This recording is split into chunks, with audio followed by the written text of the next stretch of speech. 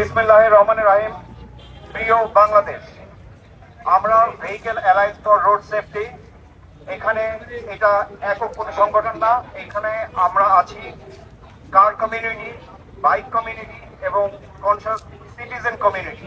যারা সচেতন তাদের সবার মিলে সম্মিলিত মানববন্ধন এইটা। আমরা এখানে এসেছি আমাদের কিছু দাবি দেওয়া সরকারের কাছে পৌঁছে দেওয়ার জন্য। শুরুতে আমি একটা জিনিস ক্লিয়ার করতে চাই, আমরা সরকারের শত্রু না, আমরা সরকারের বন্ধু। আমরা চাই যে সরকার যে ইনিশিয়েটিভটা নিয়েছে, আমরা সরকারের স্লোগানের সঙ্গে একমত, সবার আগে বাংলাদেশ। আমরা চাই সরকার দেশকে শৃঙ্খল করার জন্য যে ইনিশিয়েটিভটা নিয়েছে, দেশকে সাজানোর জন্য যে ইনিশিয়েটিভটা নিয়েছে, এইটা যাতে চেক অ্যান্ড ব্যালেন্স ভারসাম্যপূর্ণভাবে করতে পারে। এই জন্য হচ্ছে আমরা সরকারের কাছে আবেদন জানাবো এবং আমাদের এইখানে যে ইস্যুগুলো আমরা তুলে ধরবো সেইগুলো যে যেখানে যেখানে ভুল আছে, যেখানে যেখানে সংশোধন করতে হবে, আমরা সেইগুলোকে কারেক্ট করার জন্য দাবি জানিয়ে এখানে আমরা এসেছি। আর সেকেন্ডলি আর একটা জিনিস আমরা বলতে চাই যে আমরা আমাদের এখানে একটা ইস্যু আছে, যে ইস্যুটা বলবে যে এআইটির কথা, যে যেখানে আয়কর, অগ্রিম আয়কর দিয়ে আছে। আমরা বুঝি যে সরকারের একটা ঘাড়ে একটা দেশ আসছে, যেটা ঋণের বোঝা নিয়ে আসছে, যেখানে দেশ চালাতে হবে, রাজস্ব কালেক্ট করতে হবে। উই আন্ডারস্ট্যান্ড দ্যাট, কিন্তু এটাকে গ্র্যাজুয়াল স্টেপে করতে হবে, তবে এটাকে করতে হবে গ্র্যাজুয়ালি।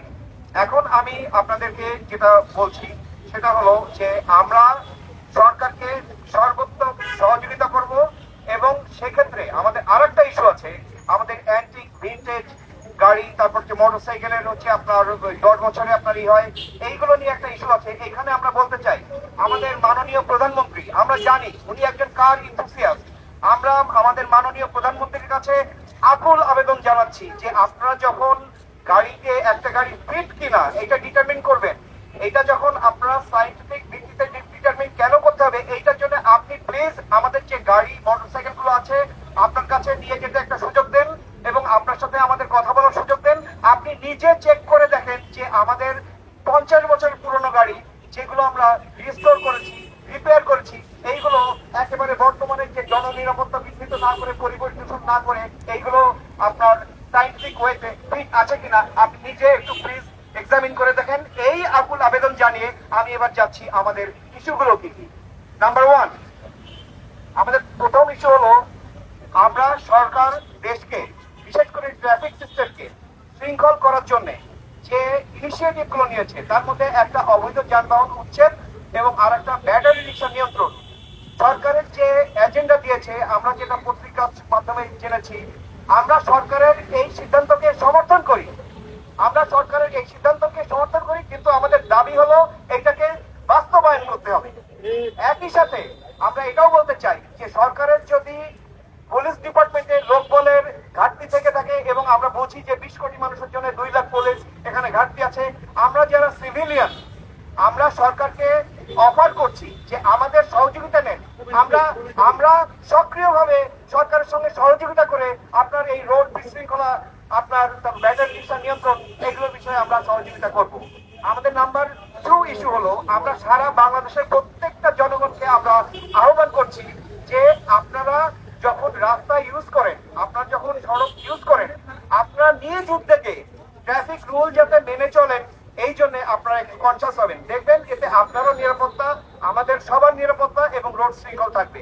এইটার মধ্যে আমাদের আরেকটা কম্পোনেন্ট আছে, যেটা হলো আমাদের ফিউচার জেনারেশনকে তারা যাতে রোডের সেফটি শৃঙ্খলা মেনটেন করে চলে, এটা যাতে শিখতে পারে স্কুল লেভেল থেকে। সেই জন্য আমরা সরকারের কাছে অনুরোধ এবং দাবি জানাচ্ছি যে স্কুলের কারিকুলামে ট্রাফিক শৃঙ্খলার বিষয়ে একটা সাবজেক্ট ইনক্লুড করুন। এবার যাচ্ছি আমরা মোটরযান ব্যবস্থাপনার ক্ষেত্রে। নাম্বার 1 আমাদের ডিল করবে যে মোটরযান থাকার কারণে, অর্থাৎ গাড়ি থাকার কারণে যে আমরা অগ্রিম আয়কর দিচ্ছি, এইটার বিষয়ে। প্রথম কথা, অগ্রিম আয়কর মোটরযান থাকার কারণে এইটা পৃথিবীর অন্য কোনো দেশে নাই, একমাত্র দেশে আছে সেটা হচ্ছে পাকিস্তান। পাকিস্তান ছাড়া পৃথিবীর আর কোনো দেশে এটা নাই। তো আমাদের প্রধান এবং প্রথম দাবি যে মোটরযান থাকার কারণে অগ্রিম আয়কর দিতে হবে, এই জিনিসটাকেই বাতিল করে দেন। এইটাতে আমাদের আরেকটা সেকেন্ড কম্পোনেন্ট আছে। সেকেন্ড কম্পোনেন্ট হলো যে যদি কোনোভাবে বাতিল না করা যায়, আমরা বলছি না বাতিল করবেন না, আমাদের দাবি বাতিল করানো, কিন্তু তারপরেও যদি বাতিল করানো যায়, কিন্তু সেক্ষেত্রে যে এই যে আপনার বিশেষ করে অর্থ আইন 2026-এর অধীনে যে আপনার হিউজ ভাবে অগ্রিম আয়কর বাড়ানো হয়েছে, এইটাকে রিভাইজ করতে হবে। এটাকে রিভাইজ করতে হবে, কারণ যেমন ধরেন আমার যদি একটা নিসান পেট্রোল Y60 থাকে, যেটা হচ্ছে 1990 মডেলের, গাড়িটার আপনার সিসি হচ্ছে আপনার 4200 সিসি, কিন্তু গাড়িটার বাজার মূল্য 6 লাখ টাকা। এইটার জন্য আমাকে 5 লাখ টাকা হচ্ছে আপনার অগ্রিম আয়কর দিতে হবে। এইটা কিন্তু একটা গাড়ি আপনার মার্কেট ভ্যালু থেকে বেশি। এখন এখন এটাকে কিন্তু যে প্রতি বছর আমাদের এটা দিতে হচ্ছে, এবং এটা কিন্তু সম্পূর্ণ আনরিজনেবল, এটা সম্পূর্ণ অযৌক্তিক। একটা গাড়ির ভ্যালু হচ্ছে 6 লাখ টাকা, সেটার জন্য আমরা 5 লাখ টাকা অগ্রিম আয়কর দিচ্ছি। এটা সম্পূর্ণ অযৌক্তিক, এটাকে রিভাইজ করতে হবে। আমাদের দাবি, আপনারা গাড়ির অগ্রিম আয়কর নির্ধারণ করবেন গাড়ির মার্কেট ভ্যালুর উপরে ভিত্তি করে, নট সিসির উপরে ভিত্তি করে। আর এইটা বিষয়ে আমাদের আরেকটা যে ইস্যু আছে, সেটা হলো আমরা যখন অগ্রিম আয়কর দেই, আয়কর দেওয়া মানে এই অগ্রিম দেওয়া মানে এই না যে আমার অত টাকাই আয়কর ফিসকাল ইয়ার শেষে আসবে। আমাদের ফিসকাল ইয়ার শেষে যদি দেখা যায় যে আমাদের আয়করটা অগ্রিম দেওয়া আয়করের থেকে কম হয়েছে, সেক্ষেত্রে কিন্তু আমাদের যে অতিরিক্ত যে অগ্রিম আয়করটা দিচ্ছি, এটাকে রিফান্ড করতে হবে। এটা বইতে ছিল, বইতে থাকলে হবে না, এটাকে বাস্তবে কার্যকর করতে হবে। আমাদের দাবি, এই রিফান্ডটা যেন যে ফিসকাল ইয়ারে আমরা আয়কর অগ্রিম দিব, এই অতিরিক্ত আয়করটা সেই ফিসকাল ইয়ারের মধ্যে রিফান্ড করতে হবে। আচ্ছা, এবার হচ্ছে আমাদের পরবর্তী ইস্যু হলো এনভায়রনমেন্টাল সারচার্জ। এটা এই আইনটা আসছে অর্থ আইন 2023-এর মাধ্যমে, এর আগে ছিলই না। যে সময় যে সংসদে এই আইনটা করছিল, তাদের আইন পাস করার কোনো এখতিয়ারই ছিল না। তখন এখন সেই আইনটাকে আমরা চালাচ্ছি যে একজন যদি একের অধিক গাড়ি থাকে, প্রথম কথা তার এআইটি দিতে হচ্ছে আপনার 50% মোর, আর প্লাস আরেকটা জিনিস দিতে হয় এনভায়রনমেন্টাল সারচার্জ। এই আইনটাকে টোটালি বাতিল করতে হবে। এরকম কোনো অত্যাচার জুলুম বাংলাদেশে থাকতে পারে না। এটা একটা জঙ্গলি আইন, এটা একটা জঙ্গলি আইন, এটা চাইতে হবে। এটা হলো আমাদের আরেকটা, আমাদের প্রত্যেকটা দাবি আমাদের ইম্পর্টেন্ট দাবি। এবার যাচ্ছি আমি গাড়ির ফিটনেসের বিষয়। আমাদের গাড়ির ফিটনেসের বিষয়ে আমাদের দাবি যে একটা গাড়ি, একটা মোটরসাইকেল কত বছর আগে তৈরি হয়েছে, এইটাকে ধারণা করে আপনারা ফিটনেস নির্ধারণ করবেন না। কারণ একটা 100 বছরের পুরনো গাড়িকেও, 100 বছরের পুরনো মোটরসাইকেলকেও রিস্টোর বা এমন ভাবে রিপেয়ার করা যায় যেটা কিনা একদম কিন্তু ফ্যাক্টরি কন্ডিশনে চলে যায়। আমরা বলছি না যে আমরা এমন কোন গাড়ি চালাবো, মোটরসাইকেল চালাবো যেটা জননিরাপত্তা বিঘ্নিত করে অথবা পরিবেশ দূষণ করে। No, we don't want to do that. আমরা জননিরাপত্তা বিঘ্নিত করব না, পরিবেশ দূষণ করব না, কিন্তু আমরা যাচ্ছি যে একটা গাড়ি বা মোটরসাইকেল জননিরাপত্তা বিঘ্নিত করে কিনা বা পরিবেশ দূষণ করে কিনা, এই ফ্যাক্টর গুলো বিবেচনা করে এটা ফিট আছে কিনা, এটাকে ডিটারমিন করা হোক স্ট্রিক্টলি সায়েন্টিফিক টেস্টের ভিত্তিতে, নট কত বছর আগে তৈরি। বয়স ফ্যাক্টরটা বাদ দিতে হবে। এটা আপনারা যন্ত্রপাতি নিয়ে আসেন এবং এটাকে গাড়ি মোটরসাইকেল ফিটনেস নির্ধারণ করবেন বিজ্ঞান ভিত্তিক টেস্ট দিয়ে। আমাদের লাস্ট ইস্যুটা হচ্ছে মডিফিকেশন।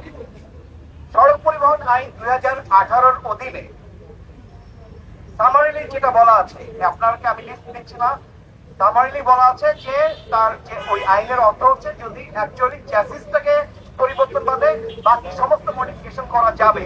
এখানে কিন্তু বলেনি যে যাবে না, এখানে বলতে প্রথম ক্লজটাই বলতে যাবে না, পরবর্তী ক্লজে বলতে এটা করা যাবে আপনার বিআরটি এর অনুমোদন সাপেক্ষে। আমাদের এটা নিয়ে কোনো প্রবলেম নাই, বিআরটি এর অনুমোদন সাপেক্ষেই আমরা মডিফিকেশন করব, এবং আমরা এমন মডিফিকেশন করব যেটা জননিরাপত্তা বিঘ্নিত করে না এবং পরিবেশ দূষণ করে না। কিন্তু এই মডিফিকেশন যে আইন যেহেতু বলছে যে বিআরটি এর অনুমতি সাপেক্ষে করা যাবে, সুতরাং বিআরটি এর কিন্তু এই অনুমতি দেওয়ার জন্য একটা প্রসেস থাকতে হবে।